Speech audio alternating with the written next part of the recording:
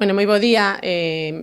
Gustaríame facer unhas reflexións sobre a situación que se está a vivir na cidade de Lugo, non? Frente a unha situación de bloqueo, de inestabilidade, pois o Partido Popular de Lugo pois está explorando unha serie de unha situación na que poden xuntar 13 concelleiros.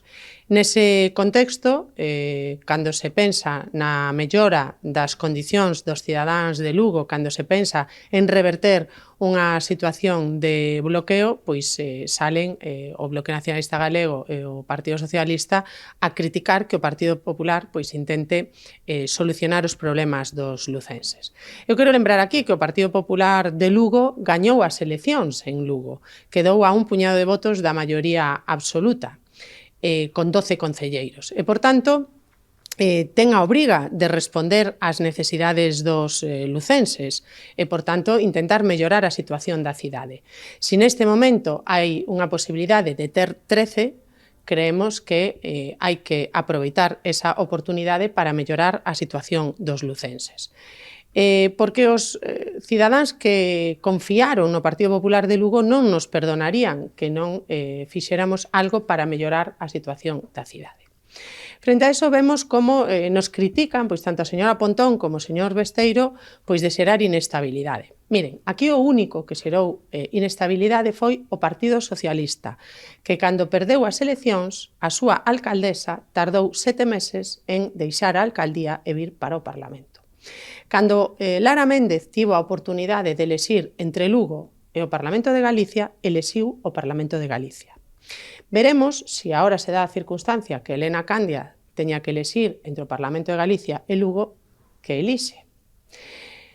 Pero non só lles parece suficiente falar de inestabilidade, senón que tamén pois falan de corrupción política basado no transfuguismo de unha concelleira do Partido Socialista que foi nas listas do Partido Socialista lideradas por Lara Méndez, que, insisto, xe está aquí no Parlamento e, por tanto, levou a esta concelleira nas listas do Partido Socialista, porque que ninguén se esqueza deso. E, por tanto, agora nos queren acusar de corrupción política polo transfuguismo. E eu me pregunto, cando nos estábamos gobernando o Concello de Noia, sendo a lista máis votada, o Bloque Nacionalista Galego e o Partido Socialista, apoiados nun tránsfuga do Partido Popular, pois accederon á alcaldía de Noia.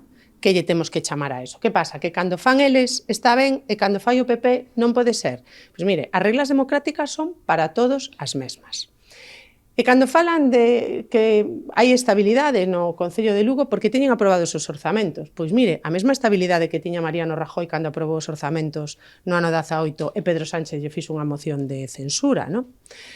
Ben, nos aquí o que imos é a apoiar aos nosos compañeiros de Lugo porque estou segura de que Elena Candia e o Partido Popular de Lugo vai tomar as decisións que sexan mellores para a cidade de Lugo, porque o único interés que pode mover ao Partido Popular en Lugo é a mellorar a vida dos veciños e veciñas de Lugo.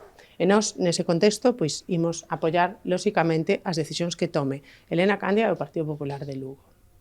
Que se parece que os acusen de aproveitarse das desgracias persoais de varios concelleiros de Lugo? Pois mira, a min pareceme absolutamente rastrero, porque mira, aquí os únicos que fixeron chistes cas súas propias desgracias foron os do Partido Socialista.